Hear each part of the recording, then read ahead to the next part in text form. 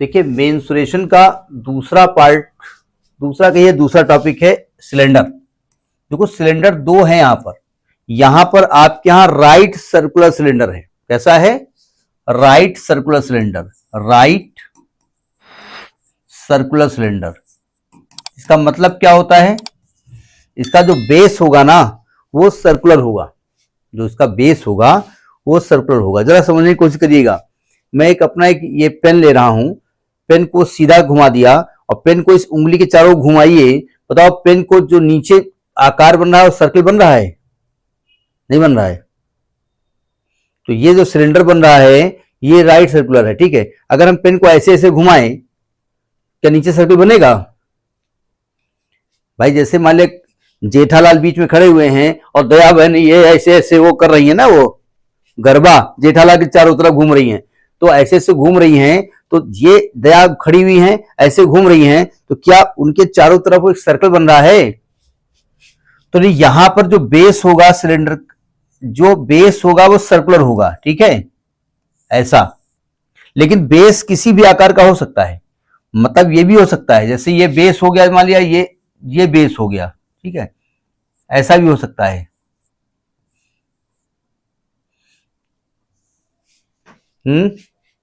Cylinder में कुछ चीजें होती हैं, जैसे समझ लीजिए, क्योंकि डायग्राम में 3D यहां अपने हाथ से बना रहा हूं इसलिए गंदा डायग्राम तो बनाते हैं, जानते हो।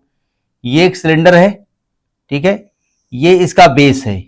बेस का शेप कैसा दिख रहा है आपको? सर्कुलर दिख रहा है ना। 3D डायग्राम इसमें हमको लाना पड़ेगा वहां से, हमने जानबूझ के यहां से ऐसे ले लिया है। ये सर्कुलर है, तो ये तो हो गया जाकर के रेडियस सिलेंडर की, और ये हो गई हाइट सिलेंडर की। नहीं समझे? तो सबसे पहला फॉर्मूला होता है वॉल्यूम ऑफ सिलेंडर। क्या फॉर्मूला होता है? वॉल्यूम का। मैं सिलेंडर की बात कर रहा हूं। देखो वॉल्यूम का फॉर्मूला होता है area base, area of base into height. ये फॉर्मूला मेन होता है, ठीक है। अब आप कहेंगे ये फॉर्मूला क्यों लिखा आपने?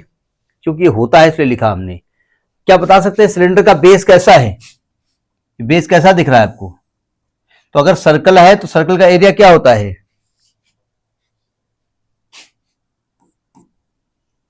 पता नहीं बता रहे हो? पाई आर स्क्वायर, नहीं याद कर लो, इंटू हाइट कितनी हो गई h। तो ये वॉल्यूम ऑफ सिलेंडर का फॉर्मूला समझ आ गया। देखो एरिया बेस जानबूझ के हमने ऐसा क्यों लिखा, उसका रीजन है। जरा देखो, अगर मान लिया उसका बेस ये होगा स्फेयर, ये सॉरी ये इसका बेस हो गया, दिख रहा है आपको? मान लीजिए ये स्क्वायर बेस हो गया और ये स्क्वायर बेस हो गया, और आपने इसके ऊपर सिलेंडर बना दिया उठा करके, क्यों ऐसे सिलेंडर बना दिया आपने? अब इसमें डायरेक्ट बना नहीं पाऊंगा मैं, ऐसे सिलेंडर बनेगा जिसका बेस स्क्वायर है, ठीक है। तो अब ये एरिया बेस कितना हो जाएगा? साइड का स्क्वायर इंटू हाइट। नहीं समझे? मतलब सिलेंडर का बेस जैसा भी होगा, भाई सिलेंडर का बेस जैसा भी होगा उसका एरिया लिखना है, मल्टीप्लाई बाई हाइट करना है, आपको उसका वॉल्यूम मिल जाएगा। Have you got it? ठीक है। इसके बाद दूसरी चीज हमने बताई थी, सरफेस एरिया में दो फॉर्मूले थे, एक था कर्व्ड सरफेस एरिया और एक था टोटल। देखो जब हम टोटल की बात करते हैं, कर्व्ड की बात करते हैं, तो उसका टॉप और बॉटम की बात नहीं करते, ठीक है। तो कर्व्ड सरफेस एरिया जो होता है, curved surface area, surface area, तो कर्व्ड का यहां मतलब ये होता है कि ये सिलेंडर में ये वाली जो चीज है, ठीक है, यानी ये वाली जो एरिया होती है इसको कर्व्ड कहते हैं। तो कर्व्ड का फॉर्मूला होता है circumference of base into height. जानबूझ के मैं लिख रहा हूं ये formula, circumference of base into height. ये बताइए इसका बेस सर्कुलर है और उसकी रेडियस आपने आर मानी है। सर्कल का सरकमफ्रेंस क्या होता है? सर्कल का सरकमफ्रेंस, अरे क्या बता रहे हो भाई, क्या बात है भैया, कक्षा 6 से पढ़ा है 2 पाई आर, नहीं पढ़ा है आपने सरकमफ्रेंस, पेरीमीटर? अब सही बात है, 2 पाई आर इंटू एच, ये याद कर लो भैया, ये सर्कल का सरकमफ्रेंस होता है। नहीं, हिस्ट्री क्वेश्चन हमको नहीं याद है, लेकिन फिलहाल कक्षा 10 तक जिन्होंने मैथ पढ़ी ये फॉर्मूले उनको याद ही होने चाहिए। ठीक है, ये 2πRh होता है, सरकमफ्रेंस 2πr होता है। ठीक है, 2πRh। अब जरा देखिए, हमने कर्व्ड सरफेस एरिया पढ़ा है, पाई की वैल्यू जो होती है एक तो 22/7 होती है या 3.14 होती है। अब आपको ऑन स्पॉट देखना पड़ेगा कि अगर 22/7 रखने से r और h में कुछ कैंसिल हो रहा है तो आप 22/7 कर दो या 3.14 कर दो। ठीक है, हमने कहा था जब कर्व की बात करेंगे तो हम टॉप और बॉटम की बात नहीं करेंगे। ठीक है, लेकिन जब हम टोटल की बात करते हैं, टोटल सरफेस एरिया, अगर हम आपसे निकालें total surface area of cylinder कौन सा, राइट सर्कुलर सिलेंडर, जिसका बेस जो है वो सर्कुलर हो और उसकी हाइट बिल्कुल परपेंडिकुलर हो, सीधे। ठीक है, तो टोटल में जो कर्व होता है ना 2πRh, उसमें से ऊपर और नीचे का एरिया प्लस हो जाता है। ये बताइए, ऊपर चूंकि सर्कुलर है तो सर्कल का एरिया क्या होता है, πr² होता है ना, तो πr² ऊपर का और πr² नीचे का, जब दोनों को ऐड करोगे तो 2πr² हो जाएगा। तो यहां से 2πr कॉमन ले लोगे तो टोटल का फॉर्मूला हो गया 2πRh+r। Have you got it? लेकिन ये समझ में तो आ गया, इसमें थोड़ा दिमाग लगाना पड़ेगा। जैसे मैंने आपसे कहा कि हमें एक ग्लास बनाना है, तो ग्लास सिलेंड्रिकल बनाना है। ठीक है, और उस सिलेंड्रिकल ग्लास को बनाने में उसका रेडियस दे दिया, हाइट दे दिया। ठीक है, और ग्लास को बनाने में कितना टिन यूज होगी, कितना उसमें जो है मेटल यूज होगा, उसका एरिया बताओ। तो देखो, ग्लास जब बनाओगे तो एक तो ये ग्लास बन गया आपका, ये मान लिया ये ग्लास बन गया आपका, ये इसकी हाइट है और जो इसका ये सर्कुलर पार्ट है उसका रेडियस है। देखो, ग्लास को बनाने में अगर हमको करना पड़े एरिया ऑफ मेटल या टिन यूज्ड इन ग्लास, जरा समझिएगा। एक तो ग्लास को बनाने में ये वाला पार्ट बनाना पड़ेगा, ग्लास का नहीं बनाना पड़ेगा, तो ये वाला जो गोल गोल है ये वाला, तो इसको बनाने के लिए एरिया यूज हुआ कर्व्ड सरफेस एरिया 2πRh, सही कहा मैंने।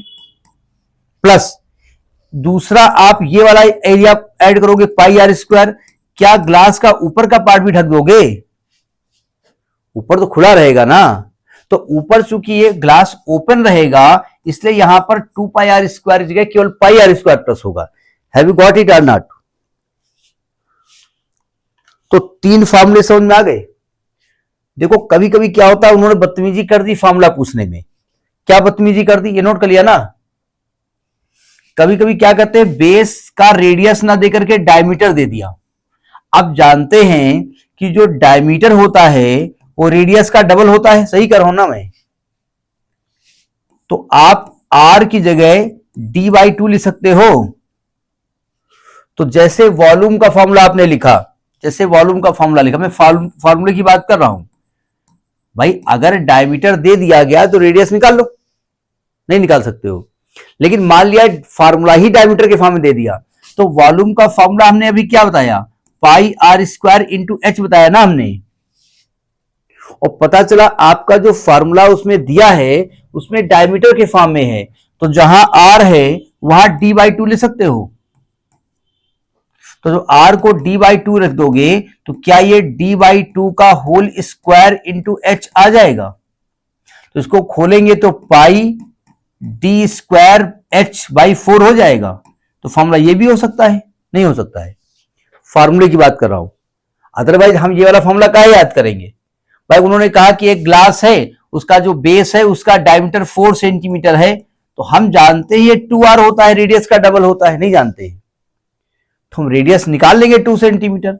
लेकिन मान लिया कोई फार्मूला दे दिया गया जहां डायमीटर दिया है, तो यही 3 फार्मूले इसमें होते हैं। समझ में बात आ रही है, नहीं आ रही? इस पेपर को ध्यान से देखो, दिख रहा है पेपर, ये दिख रहा है ना। हमने पेपर का ये जो इसकी चौड़ाई है, ये चौड़ाई हमने, मैं इस पेपर को इस बोर्ड पे बनाता हूं, इस पेपर को बोर्ड पे बना देता हूं, ये पेपर को बना दिया, कोई दिक्कत? ये बना दिया, ऐसे बना हुआ है ये, अब ये नहीं कहना इतना बड़ा नहीं है। और हमने इसकी जो लंबाई दे दी वो 21 सेंटीमीटर दे दी है ना, और इसकी चौड़ाई दे दी 7 सेंटीमीटर। समझ में आई बात नहीं आई? अब जरा ध्यान से देखिएगा, ये पेपर ऐसे रखा है ना, अब पेपर को मैंने सिलिंड्रिकली ऐसे रोल किया, दिख रहा है रोल करते हुए, ऐसे रोल किया। तो ऐसे रोल करेंगे तो ये वाला पार्ट ये सर्कुलर हो जाएगा ना? नहीं हो जाएगा। ये वाला जो पार्ट जब रोल होकर के आएगा तो सर्कुलर हो जाएगा ना, तो सर्कुलर हो जाएगा तो इस सर्कल की ये जो लंबाई होगी, ये जो नीचे वाला सर्कल की ये लंबाई होगी, ये 21 हो जाएगी ना? नहीं हो जाएगी। तो यानी कि ये लंबाई 2 पाई आर हो जाएगी, नहीं हो जाएगी भाई सर्कम, और ये हाइट हो जाएगी तो ये h हो जाएगी, नहीं हो जाएगी? तो अगर उन्होंने कहा कि एक पेपर है जो अब इसकी लेंथ के एलान इसको फोल्ड किया गया, तो लेंथ के एलान फोल्ड करेंगे, जो लेंथ हो जाएगी वो सरकमफ्रेंस हो जाएगी और हाइट उसकी हो जाएगी ये, इसकी ब्रेथ। समझ में आई बात नहीं आई? दूसरा केस समझिए, अगर आपने इस पेपर को ऐसे फोल्ड कर दिया, इस प्रकार से फोल्ड कर दिया, देख रहा, ऐसे ऐसे बना दिया, ऐसे, तो ऐसे फोल्ड करोगे तो ये जो 7 है ये हो जाएगा ना सरकमफ्रेंस 2 पाई आर, मतलब सेकेंड केस में ये 2 पाई आर हो जाएगा।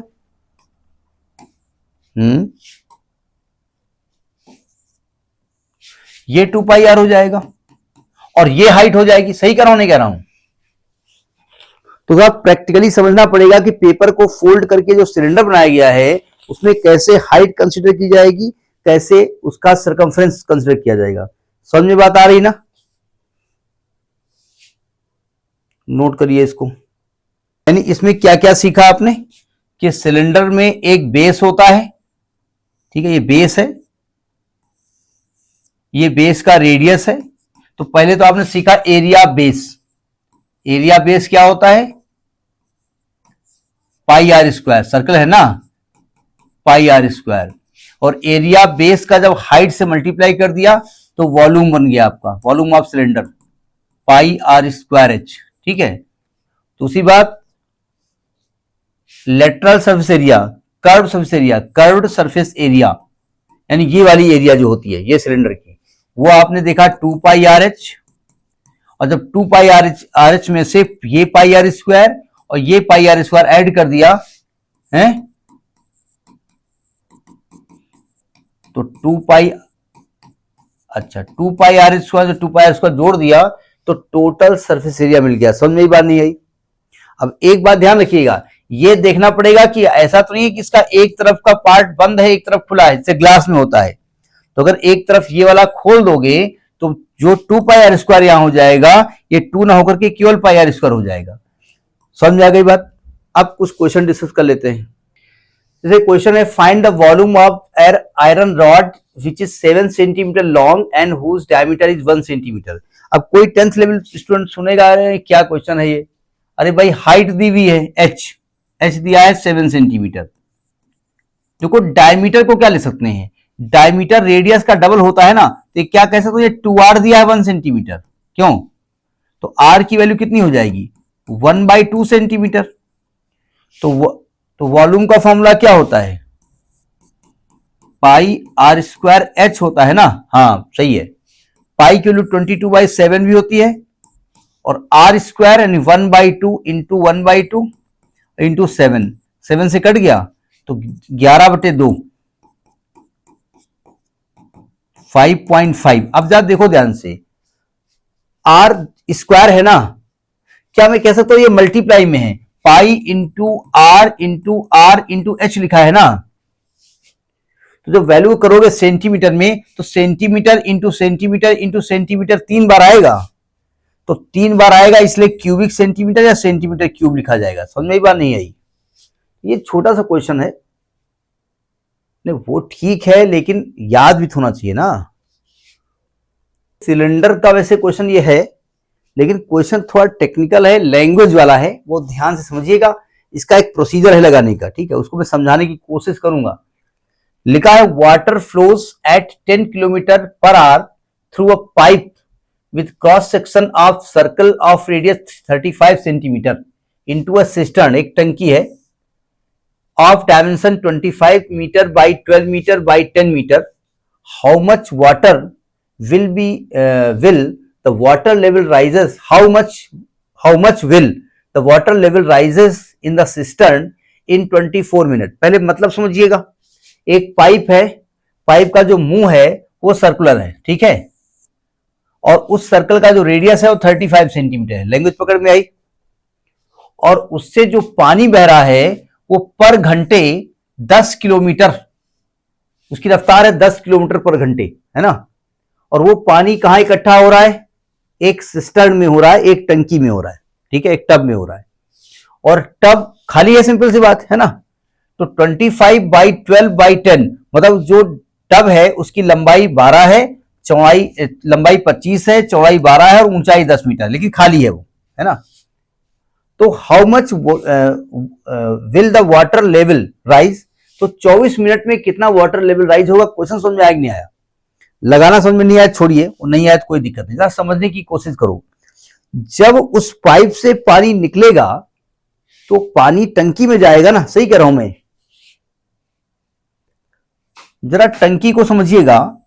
टंकी कुछ इस टाइप की क्यूबाइड टाइप से, आपका कमरा है वो टंकी मान लो इस टाइप का है ना, ये टंकी खुली हुई है, ये टंकी का बेस है, ये टंकी का बेस है, लंबाई चौड़ाई है, क्यों भाई, खुली हुई है ना। तो जब पानी गिरेगा तो क्या मैं कह सकता हूं कि पूरी टंकी में ऐसे फैल जाएगा, नहीं फैल जाएगा, और धीरे धीरे वाटर लेवल राइज करेगा और थोड़ी देर आकर के वाटर लेवल यहां तक राइज कर जाएगा, एच हाइट, कह सकता हूं ना, इतना पानी इसमें हो जाएगा। तो हमको ये निकालना पड़ेगा, तो यानी इस पानी का वॉल्यूम निकालें तो लेंथ इंटू ब्रेथ, और जितना वाटर हाइट हुआ है, जितना ऊपर गया है, तो ये वॉल्यूम ऑफ वाटर हो जाएगा ना। तो अगर मैं ये निकाल लूं कि उस पाइप से 24 मिनट में कितना पानी, कितना वॉल्यूम पानी निकला, तो वो इस टंकी में आया है ना, क्यों भाई, सही कह रहा हूं मैं। अब इस पाइप का सिस्टम समझ लीजिएगा, बहुत ध्यान समझिएगा। ये पाइप है जिसका ये मुंह है सर्कुलर, ठीक है, ये सर्कुलर है, सुनो ध्यान से, पानी पूरा मुंह भर के इसमें आ रहा है, ठीक है। अगर मैं ये कहूं कि पानी 10 मीटर पर सेकंड की रफ्तार से आ रहा है, तो क्या मैं कह सकता हूं कि पानी 1 सेकंड में 10 मीटर की डिस्टेंस कवर करेगा, क्यों भाई। अब जरा समझिएगा, प्रैक्टिकली समझिएगा, आप पाइप हाथ में लिए हैं, अगर इससे पानी निकले, पूरा मुंह भर के ऐसा सीधा निकल रहा है, और जैसे ही 1 सेकंड हो पानी को स्टॉप कर दीजिए, तो क्या मैं कहूंगा कि पानी 10 मीटर डिस्टेंस कवर कर रहा है। अच्छा, मैं अगर ये जो पाइप है इसको लेकर के नॉर्थ पोल पे खड़ा होता और पानी जैसे 1 सेकंड निकलता वैसे पानी फ्रीज हो जाता ना। अगर पानी फ्रीज हो जाए उसी समय, तो क्या आप बता सकते हो कि ये वाला जो पानी फ्रीज हुआ इसका शेप कैसा है, सिलेंडर है, ये तुमको सर्कल दिख रहा है, शेप सिलेंडर है ना। तो अगर इस पानी का हमको, अगर मैं इसका वॉल्यूम निकालना चाहूं पानी का, तो ये इसका रेडियस है, ये इसकी हाइट है, तो क्या इसका volume pi are square H हो जाएगा। एच ये है ना, तो क्या मैं कह सकता हूं एच एक्चुअली में वेलोसिटी आप लिख रहे हो 1 सेकेंड में, तो यानी कि area of pipe into velocity is equal to volume of liquid flowing per second. सही कह रहा हूं, नहीं समझ में आई बात, पक्का आया कि एक बार और समझा दे, एक बार और समझ लीजिएगा बस। ये अगर लैंग्वेज समझ में आ गई है, ये तो पूरा चला गया, एक बार और समझ लीजिएगा, अगर लैंग्वेज समझ में आ गई तो राजा बेटा हो गए आप। जरा समझिएगा, फिर समझिए, ये पाइप का मुंह है ना, और ये पूरा भर के पानी आ रहा है, और जैसे पानी की स्पीड है, मान लेते हैं, अब आपकी स्पीड कितनी है, आपकी स्पीड 10,000 मीटर पर आवर है ना, यानी 10,000, अरे 1 किलोमीटर, 10 किलोमीटर तो किलोमीटर में वैल्यू लिखोगे क्या आप, 10,000 मीटर पर आवर इसकी स्पीड है। क्यों? जैसे पानी निकले और जैसे 1 घंटा चले उसको फ्रीज कर दीजिए, फ्रीज कर दो वैसे सीधे, तो फ्रीज कर दोगे तो पानी जो जो जो बर्फ का टुकड़ा बनेगा वो ऐसा कुछ बनेगा। वो कितनी 1 घंटे में आपने फ्रीज किया है, तो ये 10,000 मीटर डिस्टेंस कवर करेगा। ये सिलेंडर की हाइट है और ये पाइप का रेडियस है, ये पाइप की एरिया है। अगर वॉल्यूम ऑफ वाटर निकालें flowing per hour, flowing per hour, तो आपका वेलोसिटी ये पाई आर स्क्वायर एच हो जाएगा ना, यानी एरिया पाइप इनटू एच क्या है, वेलोसिटी ऑफ द या speed of the water. I am right? Language समझ आ गई ना, ये फॉर्मूला समझ आ गया ना। अब देखो क्या क्या गिवन है, बस उसी से क्वेश्चन लगा लूं। अब क्या क्या गिवन है देखो, पहले तो आपको दिया है वाटर फ्लोइंग पर सेकेंड, यानी स्पीड ऑफ वाटर दी हुई है, स्पीड ऑफ वाटर। अब ये लैंग्वेज समझ जाइएगा, थोड़ा सा क्वेश्चन प्रैक्टिकल है। स्पीड ऑफ वाटर है आपकी 10,000 किलोमीटर पर आवर, ठीक है। अब आर को सेकेंड में, सेकेंड को मिनट में वो बदलना पड़ेगा, वो बात की बात है। अगर हम अच्छा हमें तो टाइम मिनट में दिया है ना, क्यों? तो अगर आर को मिनट में बदलना हो तो क्या करेंगे आप? भाई आपकी जो टंकी भर रही है वो मिनट के हिसाब से भर रही है, तो अगर ये नीचे आर है ना, तो अगर आर को मिनट में कन्वर्ट करना चाहे तो क्या करेंगे आप? 60 से डिवाइड करेंगे ना नीचे।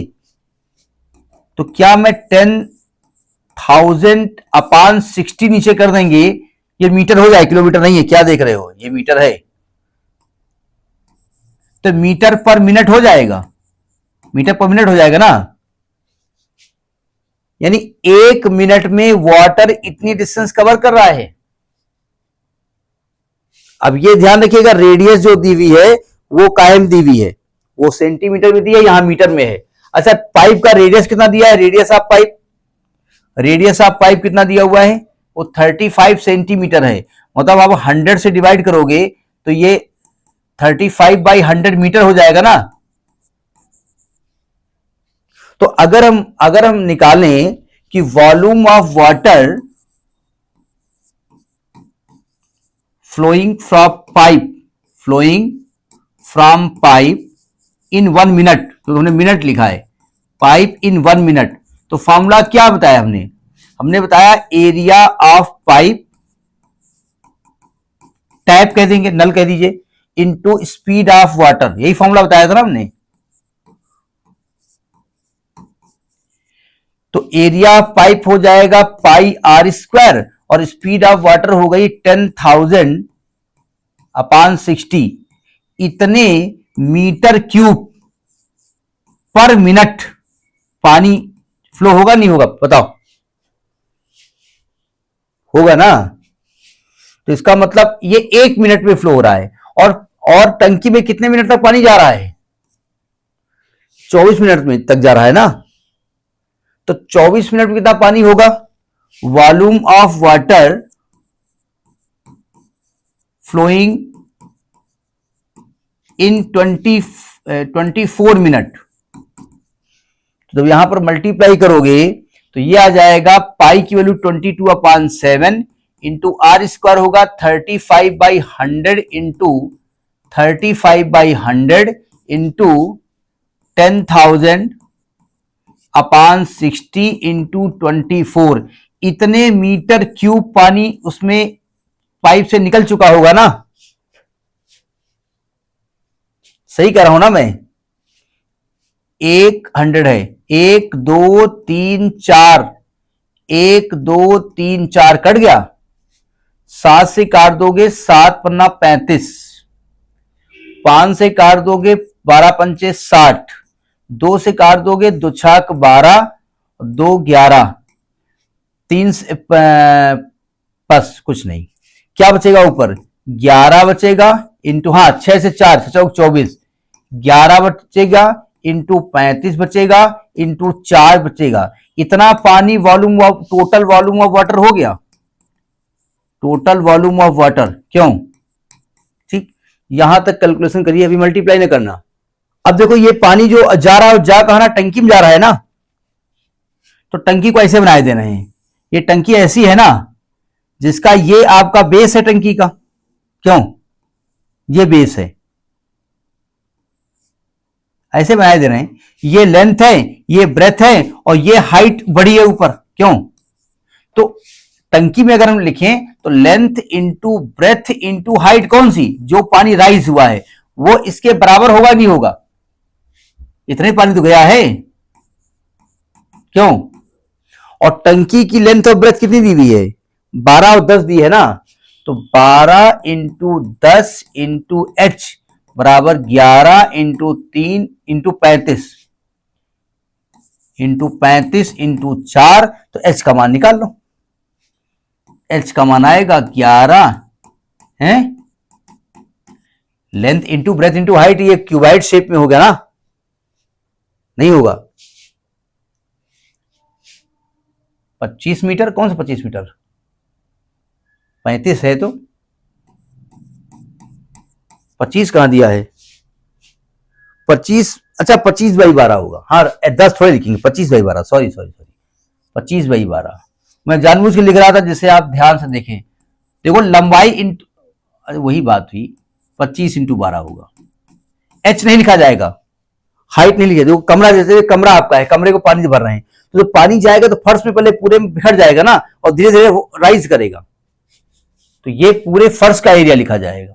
तो 25 इंटू 12, काटो पीटो जरा, 55 25, 5 7 35, 4 3 12, तो 77/15 मीटर। या तो ये आंसर हो जाएगा, और जो इसको कैलकुलेट करेंगे तो कितना आएगा? 15 25 75, 15 25 काट दो, 5.13 मीटर आ गया। समझ में आ रही बात, नहीं आ रही है? अब थोड़ा प्रैक्टिकली सोचना पड़ेगा भैया, कैसे पाइप से पानी निकलता है। इस तरीके के क्वेश्चन कॉम्पिटिटिव एग्जाम में आते ही आते हैं, ठीक है? तो आप समझ लो पाइप से कैसे पानी निकलता है, उसका वॉल्यूम कैसे निकल आता है। Area base of tap, tap का जो मुंह है उसका एरिया इंटू स्पीड। नहीं समझे? अच्छा, टैप का मुंह कैसे भी शेप का हो सकता है ना, जो नल है उसका मुंह ऐसा भी हो सकता है, नहीं हो सकता है? ऐसा हो सकता है, मुंह से पानी निकल रहा है। तो एरिया ऑफ मुंह इंटू वेलोसिटी इंटू स्पीड। समझ में बात नहीं आई? मतलब इस टैप से जो पानी निकल रहा है पर सेकेंड, कितना पानी निकल रहा है, तो उसके जो टैप का मुंह है उसका area into speed of water, ये volume of water flowing through the tap निकलता है। समझ आई बात, नहीं आई? क्वेश्चन को ध्यान से देखिएगा। लिखा है powder tin has a square base with sides 8 centimetre and height 13 centimetre. Another is cylindrical and another is cylindrical with the radius of its base is 7 centimeter and height is 15 centimeter. Find the difference of their capacity. Capacity का मतलब यहाँ पर volume होता है ना। अब देखो दो आपके जो है एक टिन है। फर्स्ट केस में जो टिन है उसका बेस स्क्वायर है, ठीक है?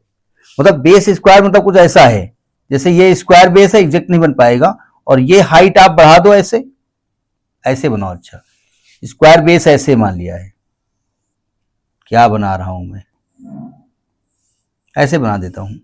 तो ऐसे इसको बढ़ाओगे, ऐसे बढ़ाओगे तो ये ऊपर भी स्क्वायर हो जाएगा, ठीक है? ऐसे समझ में बात नहीं आई? तो इसका जो एरिया होगा कैसा होगा, हमने एरिया बताया था, सॉरी वॉल्यूम, हमने क्या कैपेसिटी तो वॉल्यूम बताया था हमने, एरिया बेस इनटू हाइट। क्यों? तो फर्स्ट टिन का जो वॉल्यूम निकालेंगे, volume of first tin, powder का जो टिन है उसका क्या होगा, area of base into height. यही फॉर्मूला बताया था ना हमने। तो एरिया, अब था बेस उसका स्क्वायर है तो इसका एरिया कितना हो जाएगा, स्क्वायर का होता है साइड स्क्वायर, और हाइट हो जाएगा 13। समझ में बात नहीं आई? और दूसरा आपका सिलेंड्रिकल है, तो वॉल्यूम ऑफ सेकेंड सिलेंडर जो लिखा है, सेकेंड शेप जो दिखा है सिलेंडर, उसका फॉर्मूला यही होता है ना, एरिया बेस इनटू हाइट। क्योंकि सिलेंडर का बेस कैसा होता है, सर्कुलर, तो उसका एरिया पाई आर स्क्वायर हो जाएगा इंटू एच हो जाएगा। तो पाई हो जाएगा 22/7, आर स्क्वायर 7 इंटू 7, और हाइट हो जाएगी 15 centimetre cube into centimetre cube. अब आपको देखना पड़ेगा किसकी वैल्यू ज्यादा है, इसकी ज्यादा लग रही है, नहीं लग रही है, तो आपसे कह रहा था कि दोनों की कैपेसिटी का डिफरेंस निकालो, तो डिफरेंस निकाल लो इनका, थोड़ा काट पीट लो, ये कट जाएगा, तो आएगा 22 into 7 into 15 minus 8 into 8 into 13। अब मल्टीप्लाई करना आपको क्विक आना चाहिए, हमें तो आता है, हम तो आंसर देख के लिख लेंगे। आंसर इसका आ रहा है 2310, इसका आ रहा है 2310 माइनस इसका आ रहा है 832, और ये वैल्यू आएगी, वो आएगी 1478। समझ में आई बात नहीं आई? अब आप कहेंगे आपको क्या मालूम कौन बड़ी वैल्यू है, इसमें से इसको माइनस कर दो तो निगेटिव आंसर आ जाएगा आपका, लेकिन बाद में पॉजिटिव करके लिख दोगे। समझ में क्वेश्चन आया कि नहीं आया? हमने इसीलिए जब वॉल्यूम ऑफ सिलेंडर बताया था और दया बहन का एग्जाम्पल लिया था, तो हमने कहा था कि वॉल्यूम ऑफ सिलेंडर हो या सिलिंड्रिकल शेप जो भी हो, बेस जैसा भी हो, ठीक है भाई, जैसे कमरे का फर्श वो है और आपने दीवालों को ऐसे गोल कर दिया, ऐसे ऐसा कर नहीं सकते आप, तो ये भी तो सिलेंडर टाइप का हो गया जाकर के, बेस इसका आपका इस टाइप का हो गया। समझ में बात आई कि नहीं आई? एक और क्वेश्चन देख लो, ये एक छोटा सा क्वेश्चन देख लो, एक मिनट ध्यान सुनिए, बाद में बुलाइए। लिखा है कि metallic sphere of radius 21 centimetre is dropped into a cylindrical vessel which is partially filled with water. The diameter of vessel is 1.68 meter.